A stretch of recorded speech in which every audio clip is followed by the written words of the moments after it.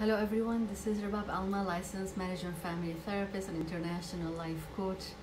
And the topic for today is criticism. How do you handle criticism? Let me know where are you joining me from? What do you think of this topic? Do you have issues handling criticism? And I think we all have our takes on how people give us feedback. So let me know what you think of that. I will be sharing this live with my other pages while people are joining. And I would like to mention that these lives are always meant for general info. They are not meant for professional or medical help. So I will be sharing these with my other pages. Let me know what you think. Again, the topic for today is criticism and feedback and how to handle that. So, okay, so the topic is how to handle criticism, or how do you handle criticism? And Franklin Jones once said, honest criticism is hard to take, particularly from a relative, friend, acquaintance, or a stranger. So it's from everyone. So feedback can be hard, and it's hard for us to accept it sometimes. And I think it's important for us to acknowledge when it's a feedback, that it's constructive feedback and can be taken in consideration, but actually it was said in a rough and unpleasant way. Or sometimes it's a very negative one, or maybe untrue, or maybe vicious, but it's said in such a manner like it seemed professional, or people are saying it in a nice way, but if you look closer it's really bad or untrue or vicious or whatever you want to call it. So what do you do when you receive negative criticism? First of all, whatever we do, it's like when I'm doing this lives, or whatever we are doing a project, we need to get to improve, and it's important to get feedback, but we need to take a couple of things in consideration. So when we receive negative criticism, or sometimes vicious ones, so what can you do, or how can you handle that? I have couple of points here that I have prepared for this live, but I welcome your feedback. I welcome your points and what you think of that. How do you handle criticism and feedback? How does that affect you? Because sometimes when someone gives us feedback, sometimes can be very personal and very hurtful, and can trigger old traumas. And this happened to me excuse me, even recently. So someone will say something, it's not true. It can be true, but it can be also false. But the issue is not what they said. The issue is what they said, or how they said it, or the choice of words, or the timing. It has, or it had an emotional association for you. And that can really reenact some traumas for some people that happened way back in their lives.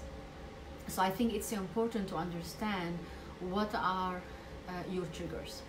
So sometimes some people, when they use certain words, it just triggers you extremely bad.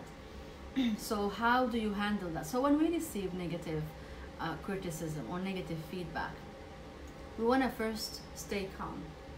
We want to try to take a step back and think about it excuse me, and not react to it immediately.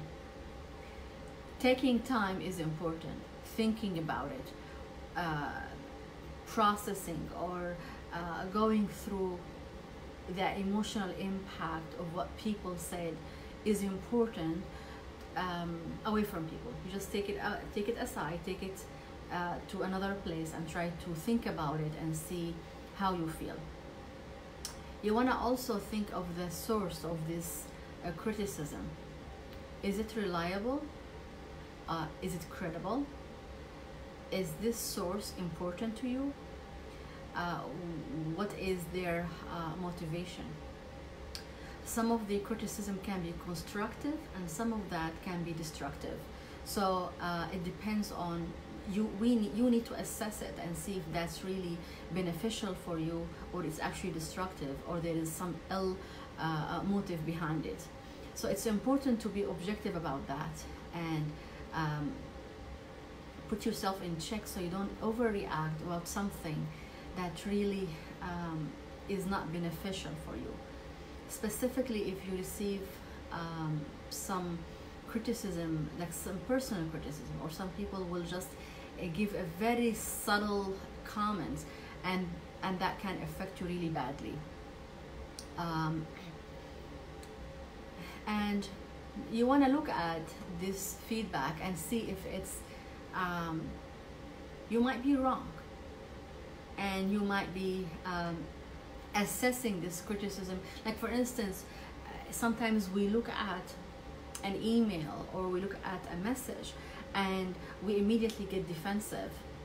But if we look closer, and this happened to me when once I received an email and I had some reaction to it, so I called a close friend of mine and we were talking about it. And then when she looked at it, and she is like someone who's not invested in the issue emotionally, she was able to find positive in that message. And then when we talked about it and processed it, actually I reframed my mindset and I was able to look at it differently. So sometimes we can be wrong. Okay, the way you are looking at something from a negative lens, depending on what you're going through, your emotional state at the moment, your idea about the person or about the message or the subject. So you might want to look at it and reassess. Understand that you cannot please everyone. So the fact that we think that we will always receive a positive feedback for whatever we do, that's actually, we cannot attain this. You will always receive some negative feedback. People will give you some criticism about something, things matter or doesn't, or they don't. So you just need to look at it and be objective. You might want to take your time and then respond with grace. And sometimes lack of response is good, because lack of a response is a response. So you want to respond to negative criticism from an objective manner and see the impact of your response, instead of just reacting immediately with something that you might regret later on. And I think this all falls under mental health, because if we are around negative people that always criticize us, then that will affect our mental health. That will affect the way we look at ourselves. That might, especially if it's happening from someone close or someone lives with you, like a mother-in-law or your mother or a sister or a husband or a wife, whatever it is. If someone is always constantly giving you negative feedback and they have nothing positive to say, then it's about time to think about it and see how you're gonna react or not react, or distance yourself or set boundaries. It's important that we prioritize our mental health and surround ourselves with people who believe in us, people who give us constructive criticism. You don't want to be around also someone who always say yes to everything you do, because then you are not getting, you're not growing. So you need to surround yourself with someone who can honestly give you a feedback that is constructive and out of love and compassion and kindness. So it is our responsibility to know who are these people and to surround ourselves with them. So I do have some comments here about how do we how we deal with criticism, and how to handle it in a very mature way. So if there is a problem, we don't want to minimize the problem. So we want to look closely to the problem, and look if there is any chance of improvement. Like if you're doing something or providing a service, or whatever you're doing, there is always a room of improvement. So see objectively, is there any way that you can improve what you're doing for your own good, not because of someone else's? And you want to look at when you do something, you don't want to be rationalize it. Yeah, I did it because of this.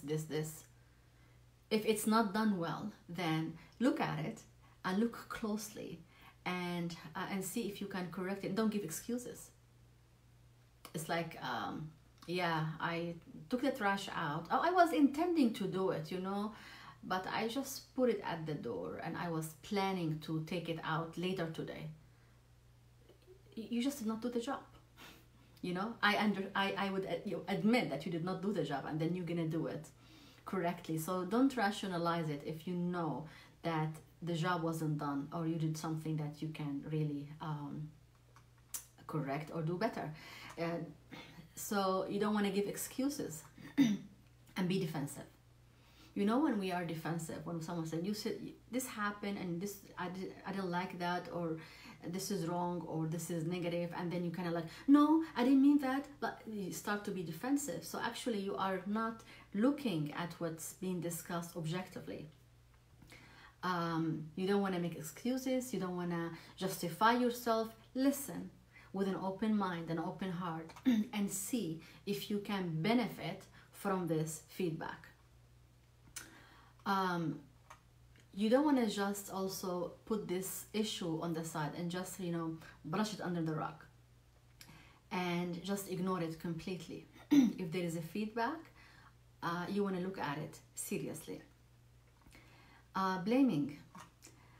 Some of us will start blaming. No, it wasn't my fault. It was this person or that person. Or shifting the blame does not help anybody. Or blaming someone else for your action does not help you or the other person, and does not correct the situation. I think taking ownership of our own actions help you improve and grow, and actually encourages others to do the same, especially if you are modeling that for your children or for your student, or whatever you are doing. I think it's important. We want to try to practice and try to take ownership of taking criticism constructively. So if my daughter saw me reacting in a certain way when I receive a feedback, she will take a note of it, and she will learn a lot from it.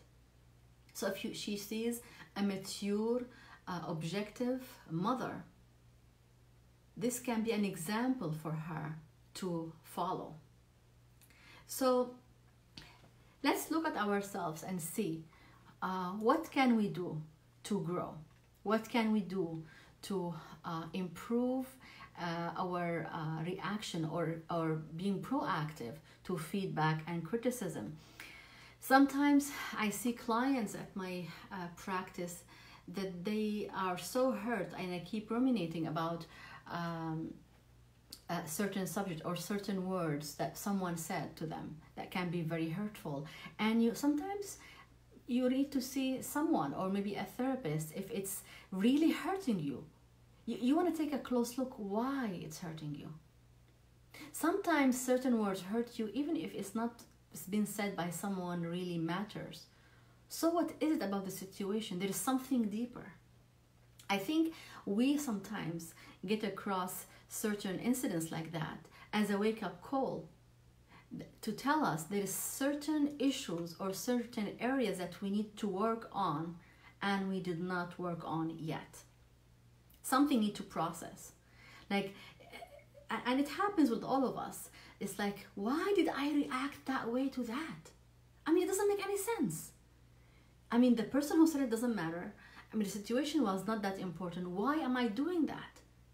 Why I keep ruminating? Why I'm so sad? Why I'm so mad? Why I am so depressed? Why am I so angry about that?